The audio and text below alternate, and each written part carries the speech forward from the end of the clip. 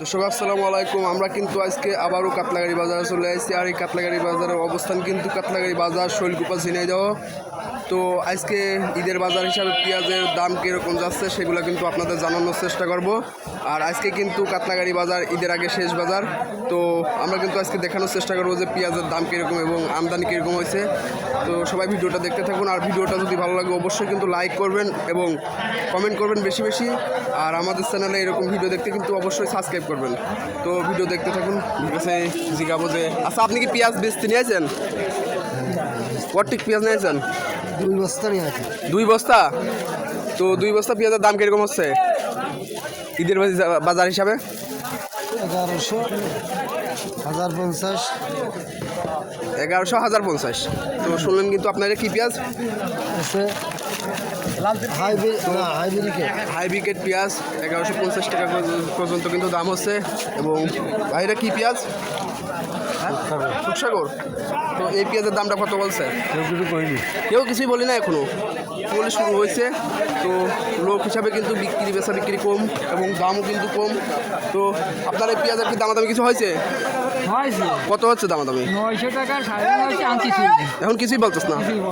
আজকে সেরকম একটা বেশি পেঁয়াজ আমদানি হয় নাই, কারণ আজকে ভারী বৃষ্টি হয়েছে এদিকে। দেশি কত কি করলেন? 1000। আজকে হাইস দাম কত গেছে? ওই 1000ই।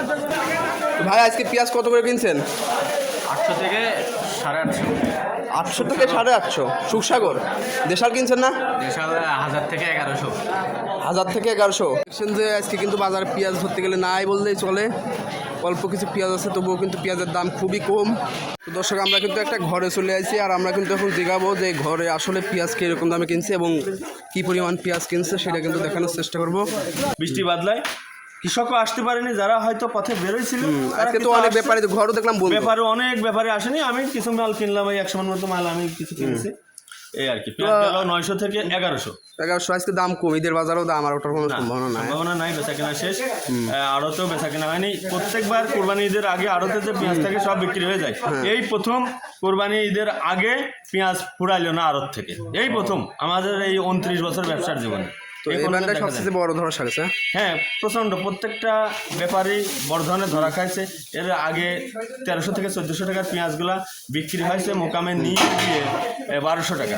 আরও 200 টাকা করে খরচ, অর্থাৎ 1400 টাকার পেঁয়াজ 1600 টাকা পড়েছে, বিক্রি হয়েছে 1200 টাকা। কৃষকও ক্ষতিগ্রস্ত, ব্যাপারীরাও প্রচণ্ড ক্ষতিগ্রস্ত। তো আজকে কি কি পেঁয়াজ কিনছেন? আজকে দেশি কোয়ালিটি পেঁয়াজটা কিনলাম 1000 থেকে 1100। আর এই হাইব্রিড একটু মোটা বলে যেটা, সেই পেঁয়াজটা কিনলাম 1000 থেকে 1050।